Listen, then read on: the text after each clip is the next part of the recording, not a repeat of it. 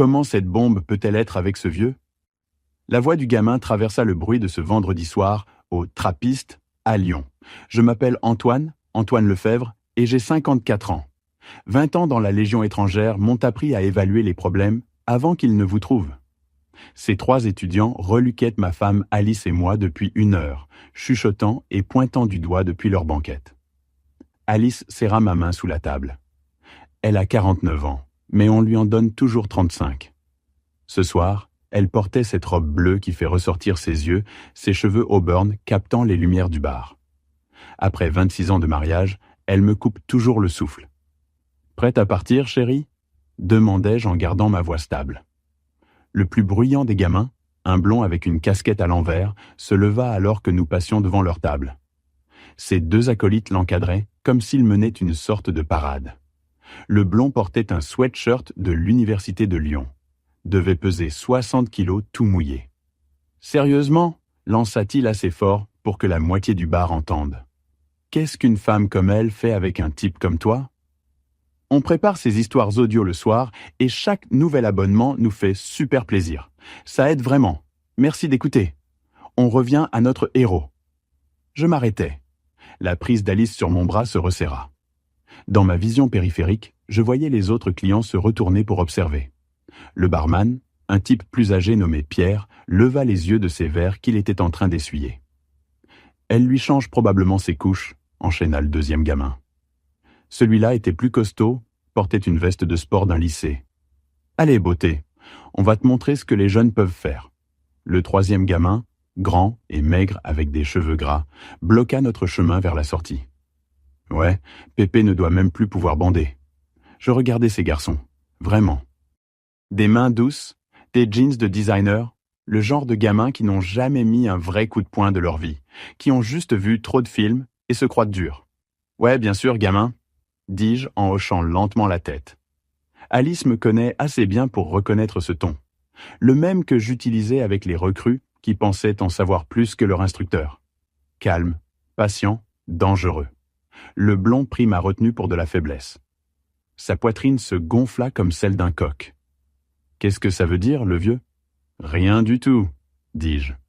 On part juste. » Mais alors qu'Alice et moi nous dirigions vers la sortie, je les sentais derrière nous. L'énergie dans la pièce avait changé. Pierre croisa mon regard et secoua légèrement la tête, comme pour s'excuser de ce que son établissement s'apprêtait à witness. Quelque chose me disait que cette nuit n'était pas terminée. Il y a 20 ans, j'aurais géré cela différemment. À l'époque où j'étais sergent-chef Lefebvre, instructeur de combat au corps à corps au camp de la Légion, j'avais moins de patience face au manque de respect. Mais Alice a changé cela. Elle m'a appris que la vraie force ne consiste pas à se prouver à chaque petite frappe qui se croit dure. Je l'ai rencontrée en 1998, juste après ma 3e mission. Elle travaillait comme infirmière à l'hôpital militaire, s'occupant de gars comme moi qui revenaient en portant bien plus que leur sac de sport. La première fois que je l'ai vue, elle tenait la main d'un vieux vétéran du Vietnam qui pleurait à cause de ses cauchemars. C'est à ce moment-là que j'ai su qu'elle était différente. Nous nous sommes mariés 1 an plus tard. Alice voulait des enfants, mais cela n'est jamais arrivé. À la place, nous nous sommes investis l'un dans l'autre. Elle m'a soutenu pendant la difficile transition vers la vie civile et je l'ai soutenue pendant ses études d'infirmière, puis son master. Maintenant, elle dirige l'unité de traumatologie de l'hôpital central. Ce soir était censé être spécial. Alice venait d'être promue chef de service et nous célébrions au Trappiste, parce que c'était là que nous avions eu notre premier rendez-vous. Même banquette, même ambiance du vendredi soir, même barman qui se souvenait de nous depuis l'époque où nous étions jeunes et fauchés. Mais ces étudiants nous avaient observés toute la soirée. Je les avais remarqués quand nous étions entrés. La façon dont leur conversation s'était arrêtée quand Alice avait enlevé son manteau. La façon dont ils se poussaient du coude et ricanaient. La façon dont le blond ne cessait de tendre le cou pour mieux la regarder. J'avais déjà vu ce regard dans des bars à l'étranger, quand un soldat ivre décidait qu'il voulait quelque chose qui ne lui appartenait pas. Cela finissait toujours de la même manière. Alice avait aussi remarqué, mais elle est habituée à l'attention. 26 ans de mariage, et elle attire encore les regards partout où nous allons. D'habitude, je prends cela comme un compliment. Ce soir était différent. Ce ne sont que des gamins, chuchota-t-elle en me voyant les observer. Ignore-les. Mais alors que nous étions assis à partager notre entrée, je pouvais entendre des fragments de leur conversation nous parvenir. Quelque chose à propos de « gâcher avec un vieux » et « je parie qu'elle a envie de vraie action », le genre de propos qui franchit les limites. Le blond se leva pour aller aux toilettes et il devait passer juste à côté de notre table. Il ralentit, regarda Alice de la tête aux pieds comme si elle était un morceau de viande, puis lui fit un clin d'œil. Alice détourna le regard, mal à l'aise pour la première fois de la soirée. C'est à ce moment-là que j'ai su que nous partions. Non parce que j'avais peur de 3 étudiants, mais parce qu'Alice méritait mieux que de passer sa soirée de promotion à écouter leurs conneries. J'aurais dû savoir qu'ils ne laisseraient pas en rester là. Le parking du Trappiste était faiblement éclairé. Seulement quelques lampadaires projetant de longues ombres entre les voitures.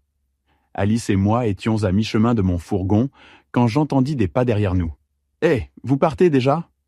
La voix du blond traversa le bitume. On n'a pas fini de parler. Je m'arrêtai de marcher. La main d'Alice trouva la mienne automatiquement, comme toujours quand elle est nerveuse. En 26 ans ensemble, elle m'a vu gérer exactement 3 bagarres. À chaque fois, c'était terminé avant même d'avoir vraiment commencé. « Antoine, » dit-elle doucement.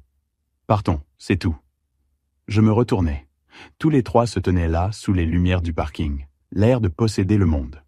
Le blond avait sorti son téléphone, probablement pour enregistrer ce qu'il pensait être son grand moment de gloire. « Le problème, c'est, » dit le costaud en veste de sport, « qu'on pense que ta femme aimerait peut-être passer du temps avec de vrais hommes. » Le grand maigre rit. Ouais, avant qu'elle oublie ce que ça fait. C'est à ce moment-là que quelque chose bascula en moi. Pas de la colère exactement, plutôt comme un interrupteur qui passe d'un mode à un autre. D'Antoine le civil au sergent-chef Lefebvre. Alice sentit le changement dans ma posture. « Antoine ? » « Tout va bien, chérie ?»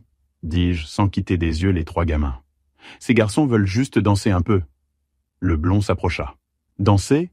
Qu'est-ce que ça veut dire, ça ? » « Ça veut dire, » dis-je en posant mes clés dans la paume d'Alice, « que vous nous avez suivis ici parce que vous vous pensez dur. Alors, voyons ça. » J'ôtai ma veste, la pliai soigneusement et la tendis à Alice. Le mouvement était délibéré, pratiqué, comme je le faisais avant les exercices d'entraînement quand je devais démontrer une technique aux nouvelles recrues. « Très bien, » dis-je en retroussant mes manches. « Vous voulez danser un peu ? Allons-y, mais une règle. Un gamin à la fois. » Les 3 se regardèrent et commencèrent à rire. Le blond rangea son téléphone et fit craquer ses jointures. « T'es sérieux, le vieux ? Tu veux te battre contre nous 3 ? » « Un à la fois, répétai-je. À moins que vous n'ayez peur. Cela les toucha. Les jeunes hommes et leur fierté, toujours leur point faible. Alice recula vers mon fourgon. Elle sait de quoi je suis capable, même si je n'ai pas eu à le montrer depuis des années. Pendant mon temps dans la Légion, j'ai enseigné les tactiques défensives à des légionnaires 2 fois plus jeunes que moi. Je sais lire l'équilibre d'un adversaire, son élan, ses intentions écrites dans l'angle de ses épaules. Ces gamins n'avaient aucune idée de ce qui les attendait. Le blond roula des épaules, se préparant à charger. Les 2 autres l'encadrèrent, pensant que le nombre leur donnerait l'avantage. Ce qu'ils ne comprenaient pas, c'est que 20 ans d'entraînement ne disparaissent pas parce qu'on met des vêtements civils et qu'on vieillit. Le blond vint vers moi en premier, comme je le savais. Les étudiants mènent toujours avec leur ego. « C'est pour nous avoir traités de gamins, Pépé !» cria-t-il en préparant ce qu'il pensait probablement être un crochet du droit dévastateur. Je le regardai télégraphier son coup pendant ce qui me parut 3 bonnes secondes. Son poids bascula sur son pied d'arrière, son épaule s'abaissa, tout son corps s'enroula comme un ressort chargé à l'envers. À la Légion, nous appelions cela le « dimanche au ralenti », quand l'adrénaline rend tout d'une clarté cristalline et qu'on voit exactement ce qui arrive. Je me décalai sur ma gauche, juste ce qu'il fallait. Son poing siffla à mon oreille, emportant tout son élan avec lui. Le gamin avait mis tout ce qu'il avait dans ce swing, comptant toucher mon visage pour arrêter son mouvement vers l'avant. Quand il ne rencontra que de l'air, la physique prit le relais. Il trébucha en avant, déséquilibré, les bras tournoyants. Je n'eus même pas à le pousser. Je me suis simplement écarté et l'ai laissé s'écraser face contre le mur de briques du trappiste. Le bruit fut comme celui d'un melon heurtant du béton. « Brad !» Le costaud en veste de sport cria, se précipitant pour aider son ami. Mais Brad était fini. Il s'affaissa contre le mur, du sang coulant de son nez, essayant de comprendre ce qui venait de se passer. « Mon visage ?» marmonna-t-il, through ses lèvres fendues. « Tu m'as cassé le visage ?»« Tu t'es cassé le visage toi-même, » dis-je en époussetant de la poussière imaginaire sur ma chemise. Je me suis juste écarté. Le gamin en veste de sport, je l'avais entendu appeler Tyler, me regarda avec de nouveaux yeux. Une partie de sa suffisance l'avait quitté, mais il était encore assez jeune pour penser qu'il pouvait sauver la situation.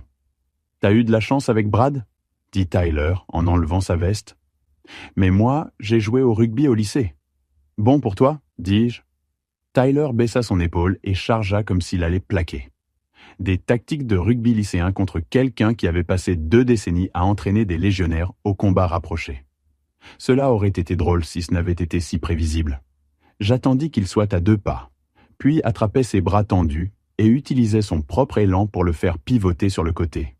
Principe de base des arts martiaux, rediriger la force au lieu de s'y opposer. Tyler se retrouva à tourner dans une direction qu'il n'avait jamais prévue. Il heurta de côté la grande benne à ordures derrière le trappiste, son impact faisant sonner le métal comme une cloche. Mais son élan n'était pas terminé. La benne était juste assez haute pour que, quand Tyler la heurta au niveau de la taille, ses jambes continuèrent vers le haut et par-dessus. « À l'aide !» vint sa voix étouffée de l'intérieur de la benne. Je suis coincé. Je regardais par-dessus le bord. Tyler était coincé à l'envers parmi les sacs poubelles, les jambes pointant vers le ciel, sa veste de sport enroulée autour de sa tête. Il se débattait comme une tortue retournée. « 20 ans à la Légion m'ont appris la patience, les garçons, » dis-je en redressant ma chemise. Ils m'ont aussi appris le leverage. Le 3e gamin, le grand maigre, reculait maintenant. Il s'appelait Jake, je l'avais entendu. Il ne cessait de regarder ses 2 amis. Brad toujours affalé contre le mur, tenant son nez sanglant. Tyler se débattant impuissant dans la benne. Et moi, debout, sans même être essoufflé. « C'est dingue !» dit Jake. « Vous ne pouvez pas agresser les gens comme ça. »« Agression ?» Je haussai un sourcil. « Mon garçon, je n'ai pas posé un doigt sur aucun de tes amis. Ils se sont agressés eux-mêmes. » Jake sortit son téléphone. « J'appelle la police. »« Bonne idée, » dis-je. « Assure-toi de leur dire comment 3 jeunes hommes ont suivi un couple marié dans un parking sombre et les ont menacés. » C'est à ce moment-là que Jake fit son erreur. Au lieu d'appeler simplement la police ou de s'en aller, il décida qu'il devait sauver un peu de fierté. Alors qu'il parlait avec bravade d'appeler les flics, il préparait aussi un coup tordu, pensant pouvoir me surprendre alors que je ne regardais pas. Mais à la Légion, on apprend à tout surveiller en même temps.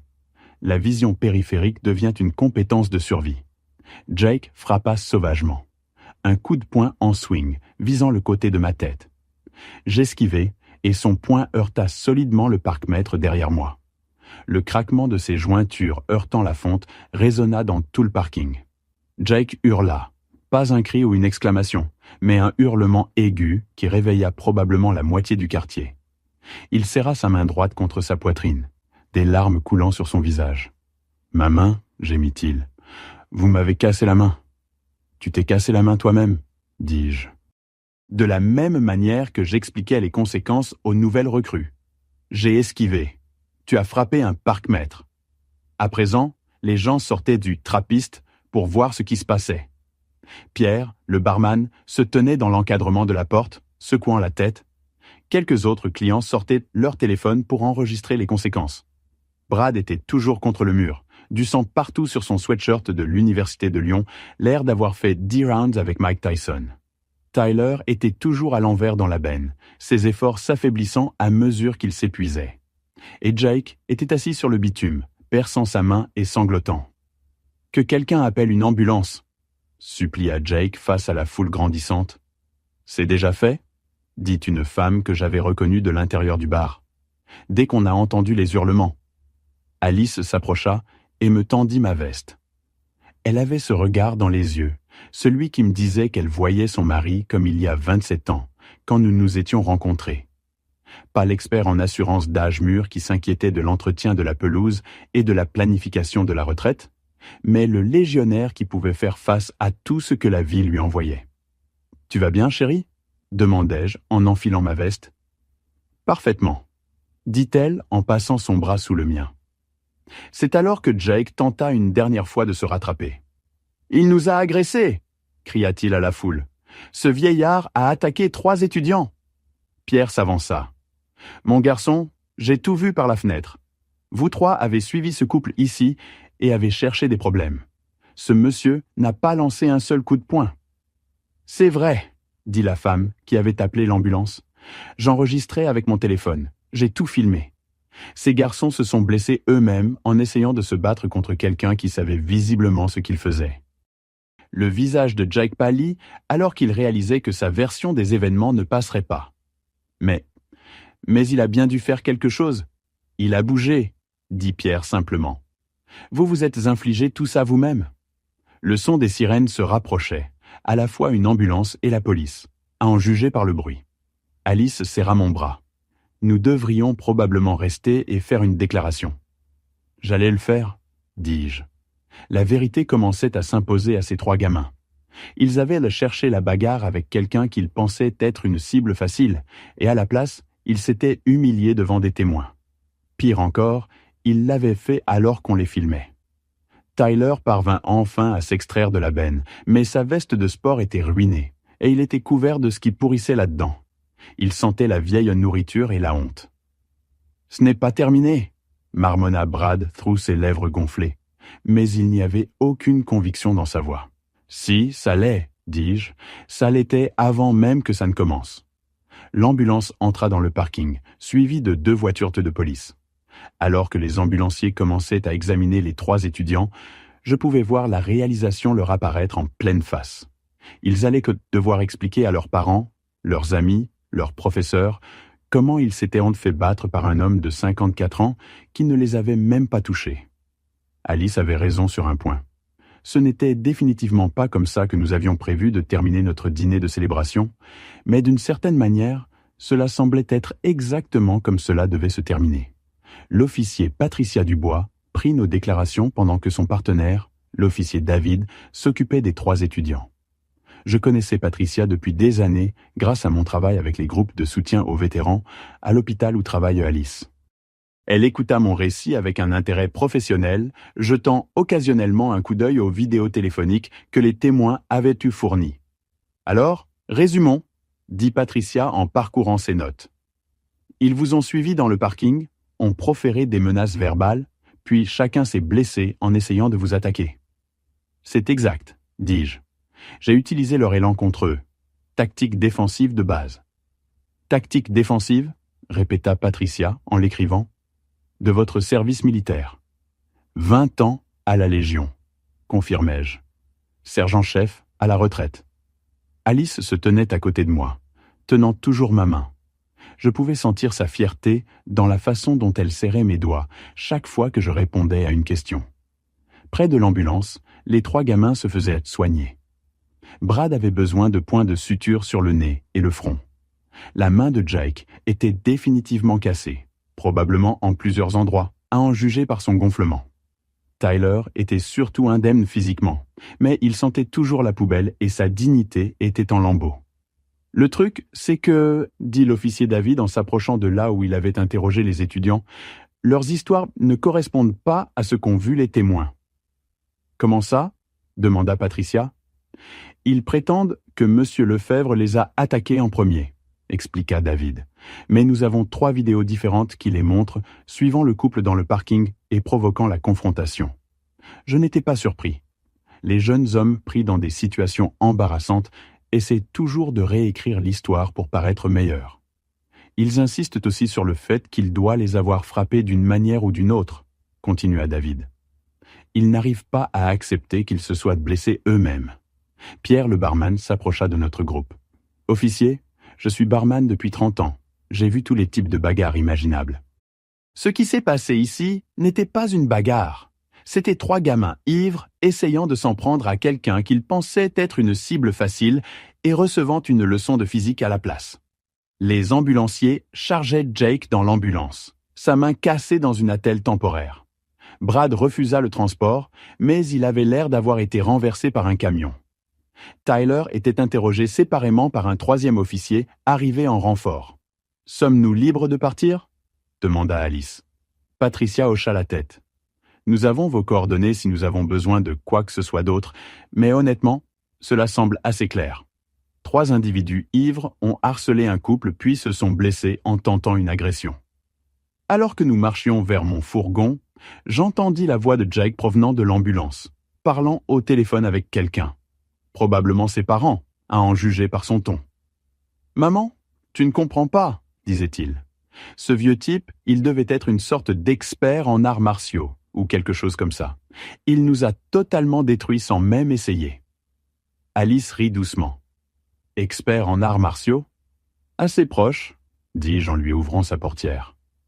Alors que je démarrais le moteur, Tyler passa devant notre fourgon, empestant toujours le jus de poubelle, sa veste de sport ruinée drapée sur son bras. Il regarda à travers le pare-brise avec quelque chose qui ressemblait à du respect, mêlé de peur. Brad s'appuyait contre la voiture d'un ami, tenant des mouchoirs contre son nez qui saignait encore, parlant rapidement au téléphone. Tous les quelques mots, il faisait un geste dans ma direction. « Ils vont se souvenir de cette nuit pour le reste de leur vie, » dit Alice alors que nous quittions le parking. « Bien, » dis-je. « Peut-être qu'ils réfléchiront à 2 fois avant de harceler quelqu'un la prochaine fois. » Mais j'avais le sentiment que les conséquences pour ces 3-là ne faisaient que commencer. 2 semaines plus tard, Alice me montra la vidéo sur son téléphone pendant le petit déjeuner. « Chérie, tu dois voir ça !» dit-elle, contenant à peine son rire. Le clip avait plus de 2 millions de vues sur diverses plateformes sociales. Quelqu'un avait compilé les 3 vidéos des témoins en une séquence fluide, avec des ralentis et des commentaires. Le titre disait « 3 potes étudiants se font donner une leçon par un pépé légionnaire sans qu'il lance un seul coup de poing. » Je me regardais calmement m'écarter alors que Brad s'étalait face contre le mur. Puis le plongeon spectaculaire de Tyler dans la benne fut repassé au ralenti avec une musique dramatique. Enfin, la rencontre de Jake avec le parc-mètre, son hurlement résonnant sur des images figées de son expression choquée. « C'est partout !» dit Alice en parcourant les commentaires. Twitter, Instagram, TikTok, quelqu'un en a même fait un mème. Les commentaires étaient brutaux. Imaginez être si faible que vous vous faites battre par la physique. Ces garçons pensaient vraiment être des durs. Ce légionnaire n'a même pas transpiré. Quand vouloir faire le malin tourne mal. Mais les véritables conséquences allaient plus loin que la moquerie sur les réseaux sociaux. Alice avait appris par ses relations à l'hôpital que les 3 garçons avaient été identifiés par des étudiants de l'Université de Lyon qui les avaient reconnus dans la vidéo. Leurs noms, leurs affiliations à une fraternité, leurs comptes sur les réseaux sociaux, tout était devenu public. Maintenant, l'université avait lancé une enquête disciplinaire après la viralité de la vidéo. Apparemment, le harcèlement de membres de la communauté nuisait à la réputation de l'institution. Brad et Tyler risquaient une suspension possible. Jake était déjà en probation académique et cet incident l'avait poussé vers le territoire de l'expulsion. Leur fraternité avait suspendu les 3 en attendant la décision de l'université. La même organisation qui leur avait appris qu'ils étaient intouchables se distançait maintenant d'eux aussi vite que possible. « Regarde celui-là !» dit Alice en me montrant un commentaire de quelqu'un qui prétendait les connaître personnellement. Ces types agissaient comme s'ils possédaient notre campus. Maintenant, ils ne peuvent plus montrer leur visage nulle part sans que les gens rient. La vidéo virale était devenue une étude de cas sur les conséquences. Chaque service de sécurité universitaire de la région l'utilisait dans des présentations sur le harcèlement et l'agression. Chaque instructeur d'autodéfense la montrait pour démontrer comment une formation appropriée pouvait neutraliser les menaces sans violence. 3 jeunes hommes qui avaient commencé la soirée en pensant humilier un couple plus âgé avaient instead offert à Internet des semaines de divertissement à leurs propres dépens. 6 mois après cette nuit au Trappiste, Alice et moi sommes retournés célébrer notre anniversaire. Pierre nous accueillit à la porte avec un immense sourire. « Le couple célèbre ?» annonça-t-il à la salle. Des consos gratuites pour nos célébrités locales. La banquette du coin où nous nous étions assis cette nuit-là était maintenant officieusement connue sous le nom de Table Lefebvre. Pierre avait même apposé une petite plaque, là où le respect se gagne et les leçons s'apprennent. Pendant le dîner, Alice me raconta ce qu'elle avait appris sur nos 3 jeunes amis through son réseau à l'hôpital. Brad avait transféré dans une autre école après que sa fraternité l'ait expulsé définitivement. Les cicatrices faciales causées par le mur de briques avaient nécessité une chirurgie plastique, lui laissant un rappel constant de cette nuit. Tyler avait abandonné l'université entirely après que la vidéo lui ait coûté sa bourse de rugby. Ses parents avaient été mortifiés quand le clip était apparu sur leurs flux sociaux, partagés par tous ceux qu'ils connaissaient. Il vivait maintenant chez ses parents, travaillait dans une épicerie et essayait de reconstruire sa réputation jour après jour. Le retournement final arrive. En attendant, cliquez sur « S'abonner » et laissez en commentaire votre moment préféré. Ou juste « J'écoute ». Jake avait affronté les pires conséquences. Sa main cassée avait nécessité plusieurs chirurgies et des mois de physiothérapie. La blessure avait mis fin à ses rêves de jouer au baseball professionnellement. Combiné à son expulsion de l'université, il avait perdu à la fois son avenir athlétique et académique en une nuit. « Tu ne les as jamais plaints ?» demanda Alice en coupant son saumon. J'y pensais un moment, regardant la même foule du vendredi soir qui avait assisté à leur chute. De jeunes couples en rendez-vous, des familles dînant, des personnes plus âgées comme nous profitant d'une soirée tranquille. Ils ont fait leur choix, dis-je. Les actions ont des conséquences. Je les ai juste aidés à apprendre cette leçon un peu plus vite qu'ils ne l'auraient fait autrement. Alice sourit et leva son verre de vin. Aux conséquences, alors ? Aux conséquences, acceptai-je. Alors que nous quittions le trappiste cette nuit-là, je tins la porte à Alice et la regardai entrer dans le parking où 3 jeunes hommes avaient appris la leçon la plus difficile de leur vie. Les lampadaires projetaient les mêmes ombres, mais tout semblait différent maintenant, paisible, apaisé. Brad, Tyler et Jake avaient découvert que le monde ne vous doit pas le respect simplement parce que vous le réclamez, et que la vraie force ne consiste pas à intimider les gens qui semblent plus faibles que vous. Leur humiliation publique les avait suivis à travers les plateformes sociales et dans leur vie réelle, leur coûtant des amitiés, des opportunités académiques et leur statut social au sein de leur communauté. La vidéo virale était devenue une archive permanente de leur mauvais jugement. Consultable par de futurs employeurs, des partenaires romantiques potentiels et toute autre personne qui pourrait Google leur nom. Leur tentative de jouer les victimes avait backfire quand les témoins et les preuves vidéo avaient contredit leurs affirmations, les laissant affronter non seulement des conséquences physiques, mais aussi la perte de crédibilité et de respect de leur famille, leurs amis et les institutions. Les 3 avaient appris que certaines erreurs résonnent bien au-delà du moment où elles sont commises, et que 20 secondes de mauvaises décisions peuvent remodeler des avenirs entiers. Parfois, les meilleures victoires sont celles où vous n'avez même pas à lancer un coup de poing.